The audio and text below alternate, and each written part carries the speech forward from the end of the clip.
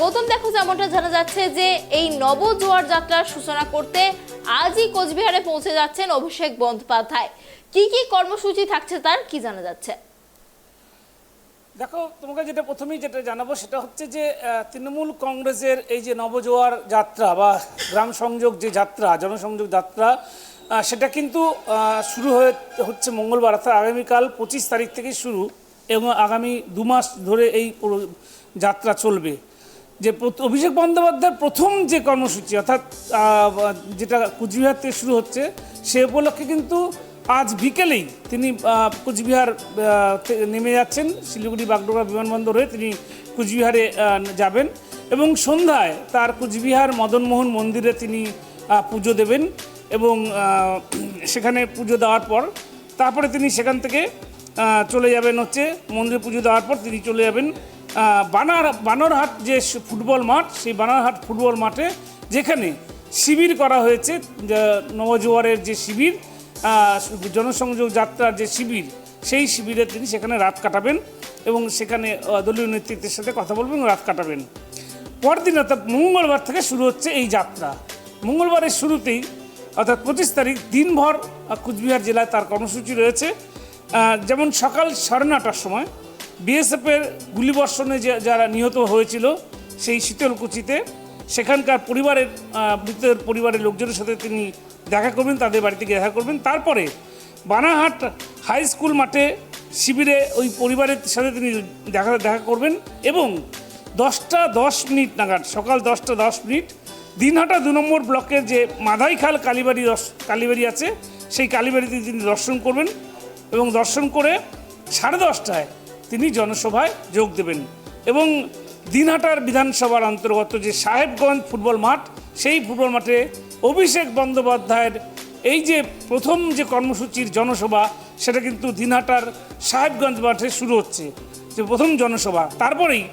তিনি সেখান থেকে চলে যাবেন সিতাইয়ের গোসাইমারি হাই স্কুলের মাঠে, সেখানে তিনি জনসভায় যোগ দেবেন এবং এই জনসভায় 2টো জনসভা সেরে তিনি চলে যাবেন শীতলকুচিতে এবং সেখানে শীতলকুচির যে পঞ্চায়েত সমিতির মাঠ, সেই মাঠেও তার একটা জনসভা রয়েছে এবং এই জনসভা শেষ করে তিনি পৌঁছে যাবেন মাথাভাঙ্গায় এবং মাথাভাঙ্গায় যেটা প্রোগ্রাম, যে শিবির, সেই শিবিরে তিনি যে গ্রাম বাংলার যে মতামত কর্মসূচি, অর্থাৎ তুমি জানো যে পঞ্চায়েত নির্বাচনের জন্য প্রার্থী বাছাইয়ের ক্ষেত্রে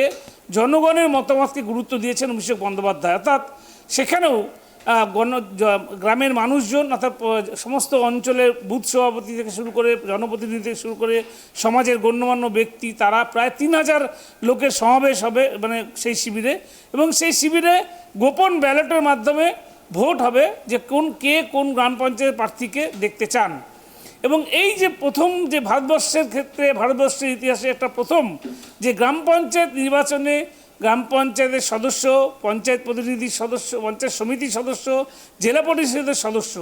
এই নির্বাচনে গ্রামের মানুষের মতামতকে গুরুত্ব দিয়ে গোপন ব্যালটের কিন্তু ভোটাভুটি করা হবে এবং সেই মত নিয়ে কিন্তু গ্রাম বাংলার পঞ্চায়েতের যে লড়াই, সেই লড়াইয়ের প্রার্থী নির্বাচন করবেন অভিষেক বন্দ্যোপাধ্যায়। সেই কর্মসূচি হিসেবে কিন্তু মাথাভাঙ্গা কালকে এই রয়েছে, মাথাভাঙ্গা কলেজের মাঠে তার এই কর্মসূচি রয়েছে। এর পাশাপাশি তুমি জানবে যে তারপর থেকে আজকে সোমবারেই তিনি কিন্তু ঢুকে যাচ্ছেন কুচবিহারে এবং প্রথমে তোমাকে যেটা বললাম যে সেখানটায় তিনি পুজো দেবেন মদনমোহন মন্দিরে এবং পুজো দিয়ে রাজ্যের উন্নতি, মানুষের মঙ্গল কামনায় তিনি পুজো দেবেন বলেছেন। এবং পাশাপাশি তোমাকে আর একটা জিনিস বলে রাখি, যে সেটা হচ্ছে যে এই যে নবজোয়ার যে তৃণমূলের কর্মসূচি, এই কর্মসূচিকে ঘিরে কিন্তু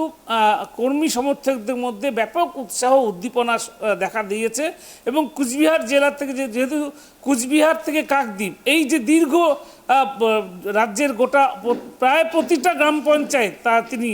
অর্থাৎ 98টা গ্রাম পঞ্চায়েত রয়েছে এই আমাদের উত্তর দিনাজপুরে, যেমন তেমনি গোটা রাজ্যে যতগুলো গ্রাম পঞ্চায়েত রয়েছে সবগুলো গ্রাম পঞ্চায়েতে তিনি এই কর্মসূচির মাধ্যমে মানুষের সাথে যোগাযোগ করবেন, এটাই তার কথা। এবং সেই যাত্রাই, সেই জনসংযোগ যাত্রাই কিন্তু শুরু হচ্ছে আগামীকাল থেকে মঙ্গলবার সাহেবগঞ্জ মাঠে প্রথম জনসভা দিয়ে এবং যার জন্য তিনি কিন্তু আজকেই পৌঁছে যাচ্ছেন সেই কর্মসূচিতে, যে কর্মসূচি পালন করা আগামীকাল থেকে শুরু হবে, সেই কর্মসূচির জন্য আজকেই কিন্তু তিনি বিকেলে ঢুকে যাচ্ছেন কোচবিহারে এবং তার যাত্রা শুরু করবেন মদন মোহন মন্দিরের পুজো দিয়ে। গৌতম, তোমার কাছে আরো যেটা জানতে চাইবো, দেখো সাম্প্রতিক সময় আমরা যেটা জানতে পেরেছি যে শাসক দল কিন্তু এই নিয়োগ দুর্নীতি নিয়ে অনেকটাই কালিমা লিপ্ত হয়েছে, সেক্ষেত্রে কোথাও না কোথাও গিয়ে কিন্তু শাসক দলের প্রতি বিশ্বাস অনেকটাই নড়ে গিয়েছিল সাধারণ মানুষের। এই অভিষেক বন্দ্যোপাধ্যায়ের এই নয়া কর্মসূচিতে কি সেই বিশ্বাস ফিরবে, কি মনে করছো? দেখো, একেবারেই অনন্য, যেটা হচ্ছে যে মানুষ শুধু নয়, গ্রামগঞ্জ থেকে শুরু করে গোটা রাজ্যে এই শিক্ষক নিয়োগ দুর্নীতি বা গ্রুপ ডি নিয়োগ দুর্নীতি, এই যে নিয়োগ দুর্নীতি নিয়ে কিন্তু সরগরম গোটা রাজ্য, এবং শাসক দল তৃণমূল কংগ্রেস অনেকটাই চাপে রয়েছে। এবং তুমি জানো বেশ কিছু ঘটনার প্রমাণও হয়ে গিয়েছে, বেশ কিছু নেতা মন্ত্রী, শাসক দলের নেতা মন্ত্রী তারা জেলেও রয়েছেন এবং অনেকের নামে সিবিআই সমনও চলেছে। এমতো অবস্থায় তৃণমূল কংগ্রেসকে চেপে ধরেছে বিরোধী দল, যে বিজেপি, শাসক দল বিজেপি এবং কংগ্রেস, সিপিএম সবাই। এমতো অবস্থায় মানুষের কাছে সঠিক বার্তা, মানুষের কাছে, মানুষের সাথে যোগাযোগ করতে, মানুষের কাছে বার্তা পৌঁছে দিতে, উন্নয়নের বার্তা পৌঁছে দিতে, এবং শুধু তাই নয়, উন্নয়নের বার্তা শুধু নয়, যে যারা দুর্নীতিগ্রস্ত হচ্ছে তাদেরকে দল যে রেয়াত করেনি, দল তাদের বহিষ্কার করেছে, দল তাদের পাশে নেই, এই বার্তাও ছড়িয়ে দিতে, এবং কিছুটা হলেও যে এই যে বর্তমান সময়ে তুমি জানো পঞ্চায়েত নির্বাচন দিনক্ষণ ঘোষণা হয়নি, কিন্তু তার দামামা বেজে গিয়েছে পঞ্চায়েত নির্বাচনের, এবং পঞ্চায়েত নির্বাচনকে সামনে রেখে বিরোধী শিবিররা যে অনেকটাই হাতিয়ার করবে এই দুর্নীতি ইস্যুকে, সেটাকেই কিন্তু কভার করতে, অর্থাৎ সেটাকেই কিন্তু মানুষের কাছে, মানুষের মন থেকে তুলে দেওয়ার জন্য, এবং এই যে দুর্নীতির যে ধারাটা চলছে, যে এটা চলছে, সেটাকে যাতে মানে অন্যভাবে, অন্য মাত্রায়, অন্যদিকে নিয়ে যাওয়া যায়, সেটারই একটা অনন্য প্রয়াস নিয়েছেন অভিষেক বন্দ্যোপাধ্যায়, এবং তৃণমূল সুপ্রিমো মমতা বন্দ্যোপাধ্যায় সেই দায়িত্বটা দিয়েছেন অভিষেক বন্দ্যোপাধ্যায়কে, সর্বভারতীয় সাধারণ সম্পাদক। অনন্যা, তুমি জানো যে এই অভিষেক বন্দ্যোপাধ্যায় কিন্তু পঞ্চায়েত নির্বাচনের আগে দলের ভাবমূর্তি ফেরাতে এবং মানুষের, কর্মীদের মনোবল চাঙ্গা করতে, এবং পঞ্চায়েত নির্বাচনে যাতে এই ধরনের এই দুর্নীতির কোনো প্রভাব না পড়ে, সেজন্যই কিন্তু এই যে জনসংযোগ যাত্রা বা তৃণমূলের নবজোয়ার যে কর্মসূচি, সেটা শুরু করছেন। এবং এটা অনস্বীকার্য বলা যে কিছুটা হলেও যেটাকে রিকভার করা, সেটা অবশ্যই যাবে। কেন তুমি জানো গ্রামেগঞ্জে মানুষ কিন্তু তৃণমূল কংগ্রেস, যে রাজ্যের শাসক দলের যে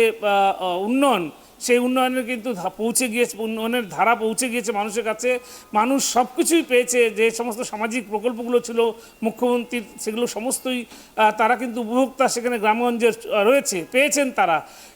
এরপর থাকবে হচ্ছে তোমার কেন্দ্রীয় সরকারের, অর্থাৎ বিজেপি দুর্নীতি কিছু করছে, সেই বিজেপির বিরুদ্ধে থাকবে অভিষেকের বার্তা, যে কিভাবে কেন্দ্র সরকার রাজ্যের যে বঞ্চনা, রাজ্যের প্রতি বঞ্চনা করছে, রাজ্যের প্রাপ্য টাকা, রাজ্যের 100 দিনের টাকা, মিড ডে মিলের টাকা, সমস্ত টাকা আটকে রেখেছে কেন্দ্র সরকার, সেই বার্তাটাও কিন্তু মানুষের কাছে পৌঁছে দেবেন। এবং সব মিলিয়ে একটা রিকভার বলতে পারো, যে অবস্থায় রয়েছে সেটাকে রিকভার করার একটা যাত্রা, এবং অবশ্যই সেটা অভিষেক বন্দ্যোপাধ্যায়ের কর্মসূচির মধ্যে প্রতিফলিত হবে। এখন দেখা যাক এই কর্মসূচির ফলে, আমাদের অপেক্ষা করতে হবে যে মানুষ বা গ্রাম বাংলার মানুষ কতটা উন্নয়নের পক্ষে এবং এই তৃণমূল কংগ্রেসের পক্ষে থাকে, নাকি দুর্নীতিটাকেই দুর্নীতিটাই ছাপিয়ে যায়। এটা আমাদের অপেক্ষা করতে হবে, আরও কিছুদিন দেখতে হবে, তারপরে সেই কি পরিস্থিতি আসে। তবে এটা বলতে পারি যে অভিষেক বন্দ্যোপাধ্যায়ের লক্ষ্যই হচ্ছে এই গ্রাম পঞ্চায়েত নির্বাচনে বাংলার সুশাসন এবং বাংলাকে আবার তৃণমূল কংগ্রেসের ক্ষমতায় আনা, এবং এই যে বিজেপির বিরুদ্ধে আন্দোলন, যেটা হচ্ছে কেন্দ্রের বঞ্চনার শিকার, সেটাকে মানুষের কাছে তুলে ধরা, এটি হচ্ছে মূল লক্ষ্য। এবং সবচেয়ে বড় যেটা গুরুত্বপূর্ণ না সেটা হচ্ছে যে এই যে পঞ্চায়েত নিয়ে যে মানুষের অভিযোগ ছিল, সেই অভিযোগগুলো যে অভিযোগগুলো ছিল, যে দুর্নীতি সমস্ত অভিযোগ ছিল, সেই অভিযোগগুলো খতিয়ে দেখার পাশাপাশি এবং সবচেয়ে বড় প্রার্থী বাছাইয়ের ক্ষেত্রে জনগণের মতামত নেওয়া, এইটা একটা ভালো পদক্ষেপ বলে মনে হচ্ছে এবং যেটা গোটা ভারতবর্ষের ইতিহাসে প্রথম। এবং এই পদক্ষেপ যদি সফল হয় তাহলে হয়তো একটা স্বচ্ছ পঞ্চায়েতের পরিষেবা পেতে পারে, তাহলে কিন্তু অনেকটাই রিকভার করতে পারবে তৃণমূল কংগ্রেস। অনন্যা, অনেক ধন্যবাদ গৌতম আমাদের সঙ্গে থাকার জন্য। আপনাদের আবারও একবার জানিয়ে রাখি, আগামীকাল থেকে শুরু হচ্ছে তৃণমূলের নবজোয়ার যাত্রা এবং সোমবারই সেই যাত্রার সূচনা করতে কোচবিহারে পৌঁছে যাবেন অভিষেক বন্দ্যোপাধ্যায় এবং আজ বিকেলেই মদন মোহন মন্দিরে পুজো দেবেন তিনি, এমনটাই জানা যাচ্ছে।